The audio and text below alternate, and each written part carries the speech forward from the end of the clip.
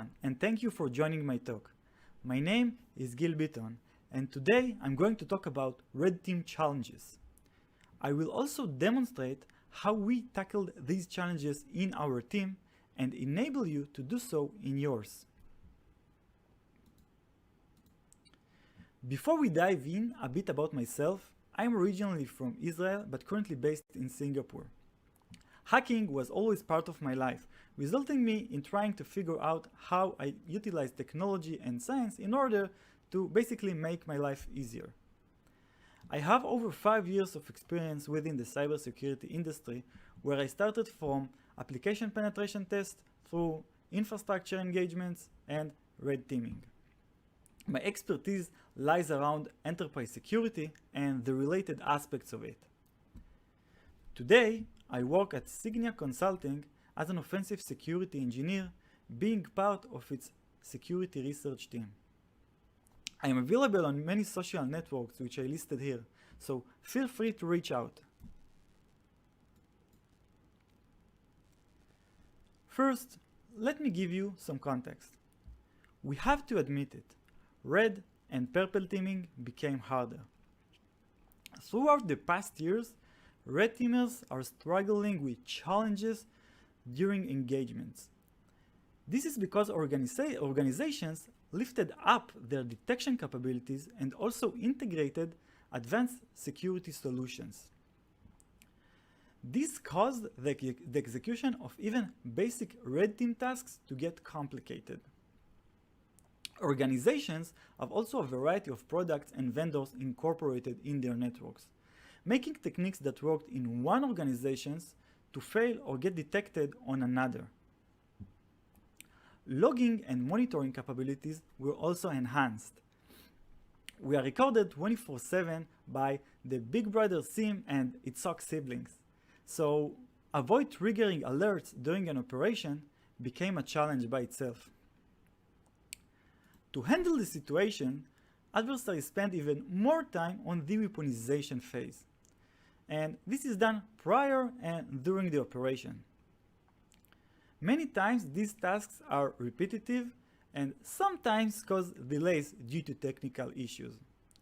And these technical issues we have all experienced before. Let me ask you a question. How many times have you weaponized the same tool? Or how many times you helped a colleague to use a technique that you found or used? Speaking about colleagues, while working with a growing team that are divided across multiple engagements, we realized that new challenges were added. These challenges include working from home due to the COVID era or back-to-back engagements. Also, new developments that team members created got lost as soon as they finished their engagements. So, we understood that we want to have a better platform to collaborate on. In my opinion, having a base standard can enable equal capabilities across your team members. Now, whenever we do develop or discover a new capability, we have to somehow store it, right? There are many documentations and methodologies out there, and every day a new exploit, technique, or tool are released. So sometimes it's hard to follow and incorporate every technique in your methodologies while being busy with multiple engagements. Security teams are also sharing thoughts during hall conversations or coffee breaks, but memorizing and storing this entire content in an efficient way became complicated. So until Elon Musk will provide us his Neuralink, we have to find a solution. We understood that we want to import more automation into our engagements, as we want to reduce the time on repetitive tasks which we are not really interested in. We know that the community already adopted the CI/CD pipelines concept to automate tasks that are related to offensive tool weaponization.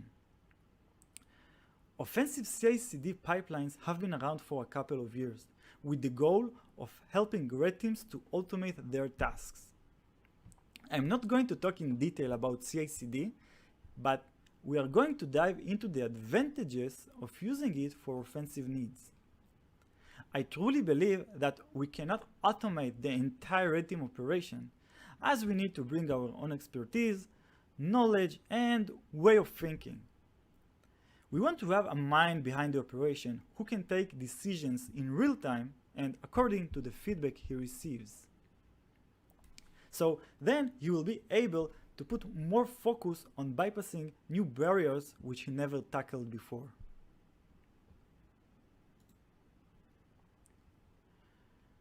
We started exploring the CI/CD area and performed a research that ended up with a pain that we really wanted to solve.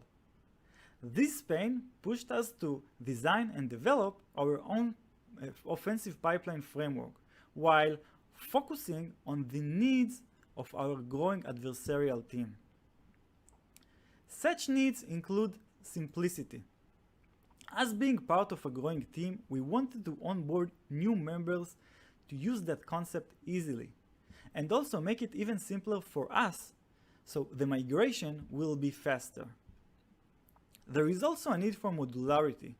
The framework must allow the developed techniques to be packaged individually so we can mix between them when assembling pipelines that weaponize different tools. We wanted that the framework will be able to maintain itself, so we don't add overhead to ourselves by maintaining it. We're looking for a system that anyone can contribute to, so the efforts will be gained from each and every team member. This is because we have many engagements and any of our team members solving complex challenges that we can then share back to our offensive pipelines framework. We want also that the environment's infrastructure be controlled by us, since the sources and the tools we are trying to weaponize considered malicious, and we don't want them to get analyzed or blocked. Thus, having these frameworks on a SaaS solution could create obstacles throughout the way. Also, while performing a red team, you're sometimes in a need for a specific tool. This tool can aid you with achieving your goal, and we all know that we may lose the operation when having delays during it. We have to remember that each engagement gets different artifacts, so it will not affect other engagement if the files and the collection of the tools will be lose its reputation. But now, considering all these needs, we ended up choosing GitLab as the core of our framework. If you're looking at the high-level description, we may predict that it can answer our needs. And let me explain you why. We researched a variety of frameworks, such as Jenkins, CircleCI, GitHub Actions, and AppVeo, which served us for the past year, where we learned the power of having CI/CD concepts within your security needs. These tools didn't really come up with our needs. Even GitLab was not perfect. I actually started going over their source code when I saw a possible constraint. But still, high level is gibberish, so let's discuss the technical aspects of it. So, GitLab started off being a code repository, version control, allowing you to store and manage sources of your tools. GitLab also provides a RESTful API, which allows you to automate anything that you can basically do manually.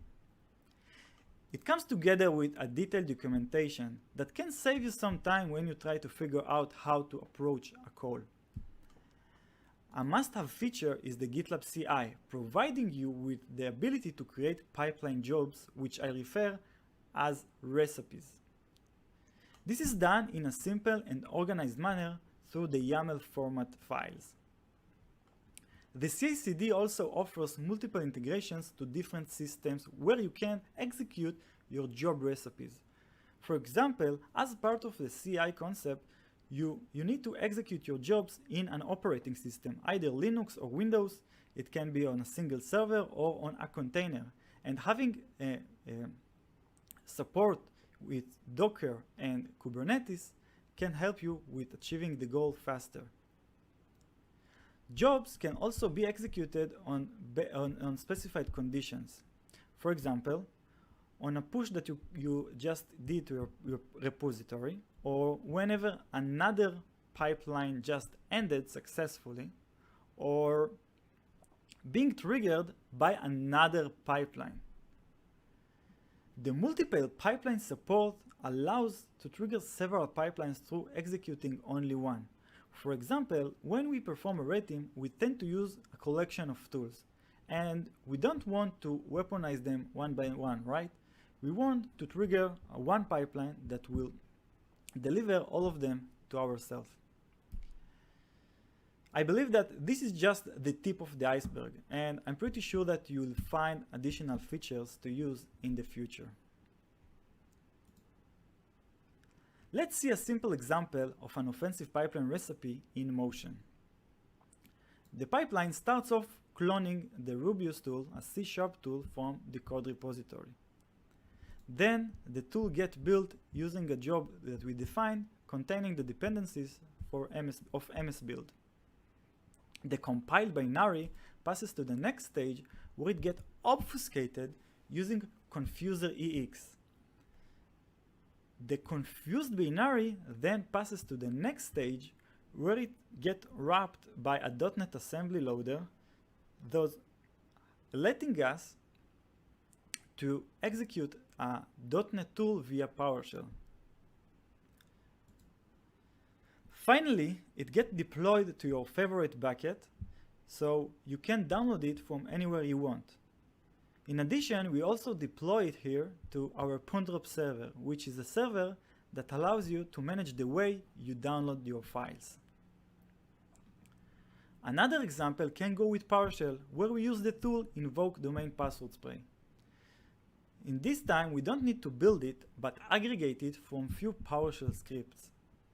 The combined PowerShell script is then passes to the next stage where it being obfuscated with Chimera, that a tool that designed to bypass AMSI and antivirus when obfuscating PowerShell scripts.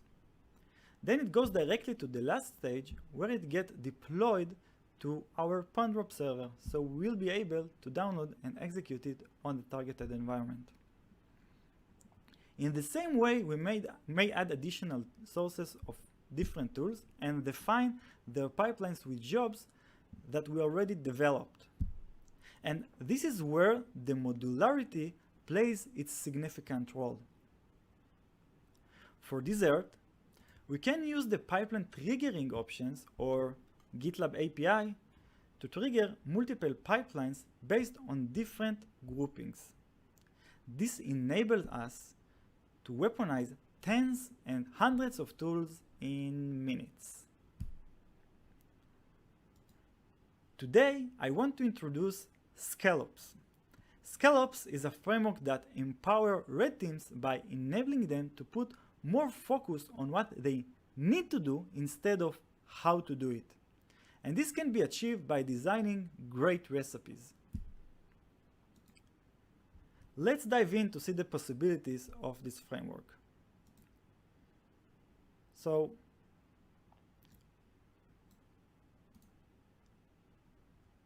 after we authenticate to our GitLab, we can see that it contains few repositories. The first one is the CI recipes. The CI recipes is a collection of all the YAML files that contain the jobs that we are using to weaponize our tools. The three other repositories are tools that we want to weaponize.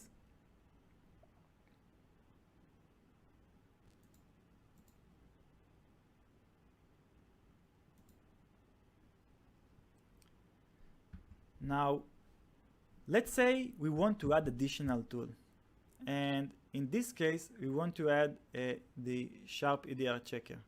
What we're going to do is that we're going to enter the CI recipes tool, the CI recipes repository, and add the relevant direction for the sharp EDR checker tool. In this time we will use the web IDE, which is very useful here. And you will see few sections within this repository. The relevant repository for the tools is the tools controller, where you can see the recipes of the different tools we want to weaponize. The tools index contains all the tools that are imported to the GitLab instance. To add the additional tool, we will have to create an additional object within this array and provide it with the sharp EDR checker Git repository link.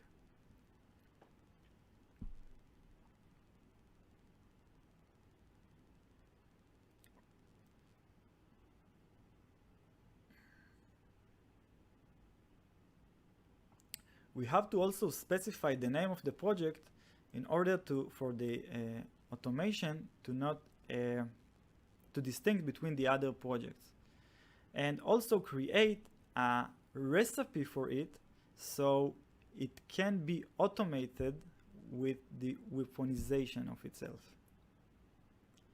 Because its recipe is not existing yet, we have to create it using a new file. And because sharp EDR checker is a C# file that was built seemingly the same to built and structure the same as Rubius, we can actually copy the same recipe and change the relevant namings.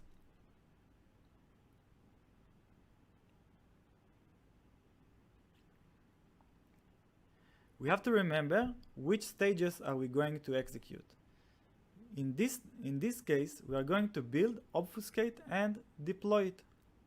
Now, all the relevant jobs are included within the YAMLs above.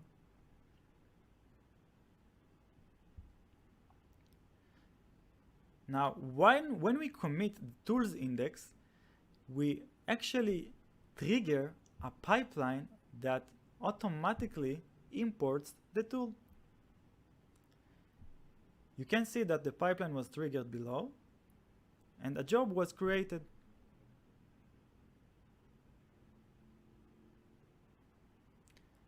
We let the job to work and see how we designed it to do it. So under the CI maintain, we included many things that maintain the framework and the infrastructure itself. And in tools import, we have the import public tools job, where it reads the tools index file and compare it with the existing project within our GitLab instance. Eventually, it imports the leftover tools. As you can see, the job was succeeded. We also have the API output here, and we can see that sharp EDR checker was added to our projects list.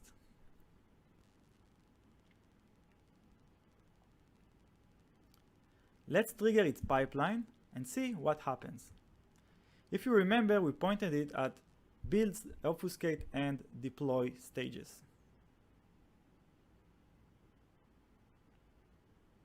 As you can see, there are 3 different stages with job on each of them. So let's understand each and every job. Let's go to the build job, which will possibly be under the CA builders in sharptools.yaml.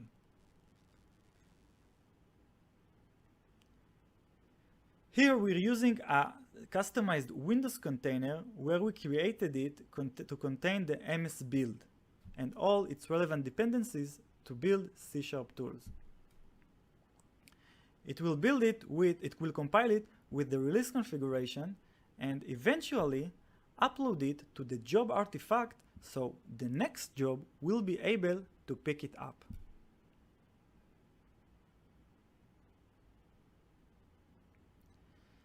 The next stage is obfuscating with the confuser EX, which will be under CI obfuscations.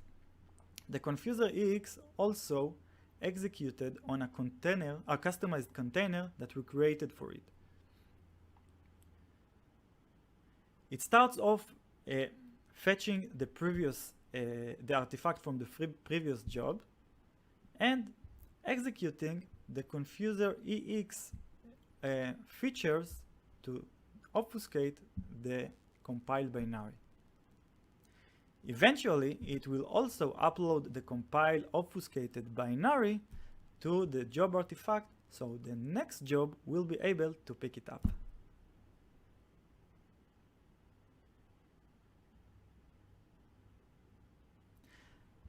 The last job is deploy to PwnDrop.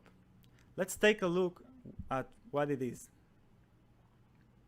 It will be under the CI deployers, PwnDrop deploy PwnDrop job. It will be executed on a Linux container, and if you noticed, we are actually weaponizing our tool through two different operating systems with different dependencies, and this is done in no time. For deploying to PwnDrop, we have to provide this job relevant variables that it will be able to reach it and upload the files in with the relevant access. Since we didn't provide these variables, this job will be failed. Let's leave it here and go to take a look at the multi-pipeline feature. This will also be part of the CI recipes, and we want actually to build and trigger the pipeline of the 3 repositories that we had. So we already made a AD YAML under the CI multi-pipeline folder, where there are 3 different jobs that actually trigger the pipeline of the other repositories.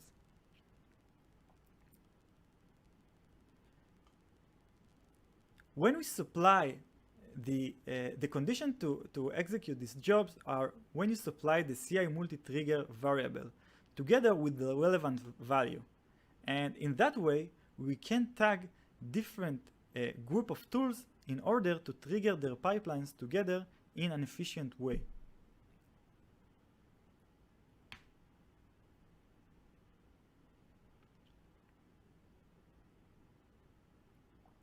Let's execute the pipeline of the CI recipes in order to choose the relevant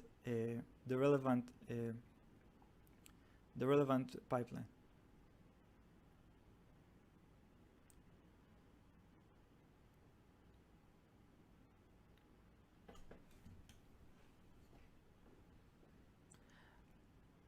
As you can see, we have the CI multi-trigger variable here, which execute multiple pipelines. So we want to execute all of them, and they all have the all term, so we just write all. And since we want to deploy them to our PwnDrop server, we have to provide its URL and also its write key. We'll copy it and enter into the variables. We can extract the write key from this green button. Don't enter this. Just take the write key. Now we can run the pipeline and see that the relevant repositories pipelines were triggered directly from here. We can see that PowerUp SQL was triggered, Rubius, and also Godi. These tools are made from 3 different languages that we wanted to show you.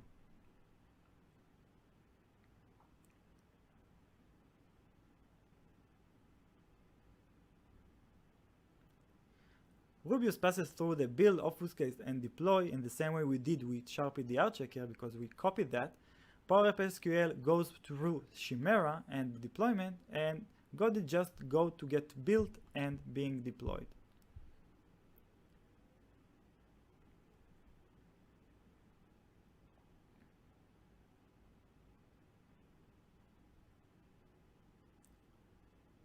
Now we'll wait for the pipelines to finish in order to see what happened. So green indicates that everything was done successfully. Let's take a look at the output of the Power Up SQL jobs so we can understand what really happened.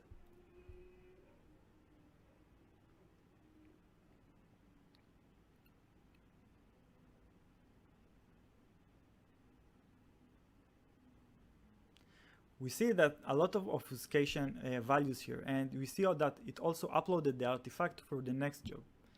Here in the PwnDrop deploy, we'll be able to see that the job succeeded, and we can see also the response from the PwnDrop.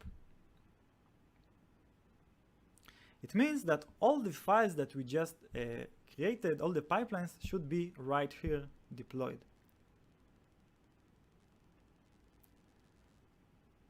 Let's change the way that Chimera is being downloaded and take a look at the file.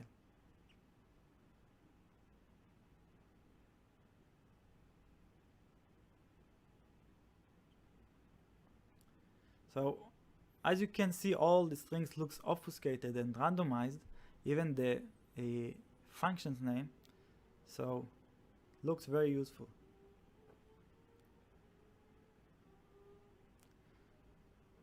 The last thing I wanted to show you is the Docker files.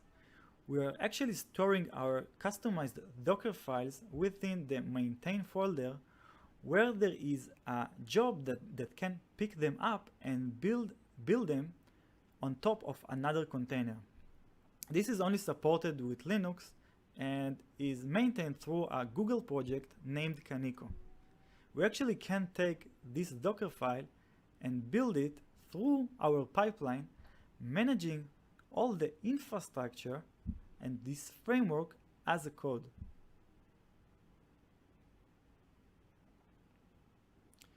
You can see that we have a special variable to trigger that kind of pipeline. If we'll take a look at the CI recipes pipeline and try to trigger it, we'll be able to provide the name of the Docker files we want to build and push. Dockerfile build Linux is the name of the variable, and now we will enter the name of the Docker file, the prefix of it, that we want to actually build and push.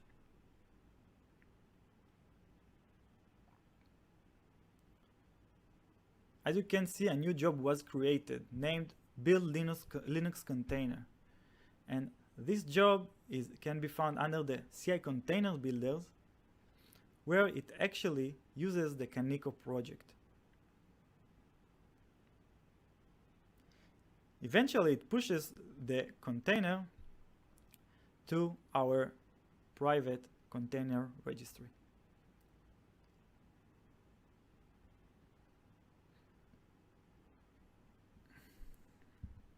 Great.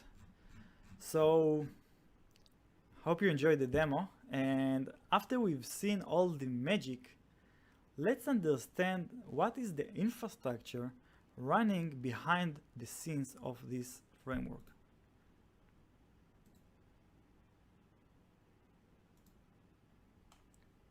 So we start off having the GitLab instance, and this GitLab instance comes with the built-in CI/CD. To execute our jobs, we are using Kubernetes cluster, where we have two different node pools. One node pool for executing Linux-related jobs, and the other one for executing Windows-related jobs. In order for the Kubernetes cluster to communicate with the GitLab instance, GitLab created something called GitLab Runner, which is a Helm deployment that you can deploy to your Kubernetes cluster, which will act as a proxy between the GitLab instance and the Kubernetes cluster. It will receive jobs from the GitLab instance and instruct the Kubernetes cluster how to execute them. We also created another GitLab Runner deployment that is responsible for the Windows-related jobs. Our Kubernetes cluster is connected to our container registry, where we are storing our customized containers to use during the operation and the pipeline execution. Now, having this framework on-prem can be nice and great. Let's assume that we can also shift it to the cloud, and using, in this example, Google Cloud resources in order to host it. And in this time, we created the Kubernetes engine together with Google Container Registry, which communicate perfect, where we attached a service account with the relevant permissions to push and pull containers. The Kubernetes engine and the GitLab instance can communicate internally because they are sitting on the same VPC. We also added a Google Cloud Storage to allow ourselves storing some utilities that we will need during our pipelines. We also created a firewall to allow us operate the framework and use it and actually enjoy it without exposing it to the world internet. Everything is sitting on a single GCP project where we can maintain it in one place. The GitLab then can import tools from remote Git repositories. And as part of the Scallops framework, we are releasing a Terraform script that will allow you to deploy the exact same environment in your cloud. This comes with the built-in recipes we've just shown before. All you need is a GCP subscription and a web browser. Refer to the project's repository and follow the instructions. Few words about the cloud cost. We can divide it to idle and to per job because we want the framework be waiting for us, so when we want to operate it and run the pipelines. But we're not always continuously running pipelines. So there is a need to operate two instances that are utilizing most of our credit. Also, there is a per job credit that takes out when you provision new nodes. And this is very tricky because you may provision one node and create one job which will translate it into one pod, but if you create 10 jobs simultaneously, they will use the same credit. Unless you plan to supply weaponized tools to the world community, the bottom line is that you'll have to pay less than $100 a month in order to use this framework.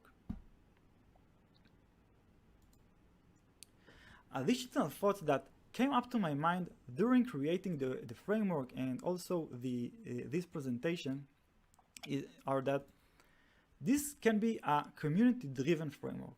We just released the infrastructure, the code of the infrastructure, and also the CI recipes repository itself, allowing people to collaborate and share their techniques through one place where anyone can enjoy and share. This can be done in the same way people are sharing today Cobalt Strike aggressor scripts. There will be another problem coming up to you after using this framework, because now you will be able to speed up the tasks that you're doing when you performing red team engagements, finding yourself collecting all the enumeration, reconnaissance, a lot of information in no time. So you find yourself trying to understand how you process all this data now. Also, if your team will really take the decision to use this framework in an efficient way, you may end up finding an operator executing a task that bypassed few security tools, security defensive tools, where the operator will not even know how he bypassed them. And I'm not into not knowing what you're doing, but this is a thing that can happen, which may enable additional people to perform adversary simulations and red teams. Also, I believe that the question about command and controls came up to your mind. And we are not planning on replacing them with the offensive pipelines, but we do have to use them together because command controls are very monitored tools by the detection and prevention security tools, and also they are not getting enough updates. So you may find yourself using an old update of some tool and trying to figure out how to load a new tool. Now, also with the offensive pipelines, you may find yourself grabbing your beacon, agent, or grunt from your favorite command control, perform the obfuscation and evasion techniques on it, send it back to some hosting server, so you will be able to download and execute it on the targeted environment without getting detected. I also listed here the references to the technologies that these frameworks leans on. You can go ahead to extend your knowledge about every byte and bit that actually created this framework. I want to thank anyone who took part in designing this framework, and also for anyone who helped me with preparing this presentation. So thank you very much, and also thank you for staying up until now. I hope that you enjoy the talk and consider to adapt CI/CD concepts into your red teams. I will be taking your questions, feedbacks, and comments on the Discord server. See you there. Bye bye.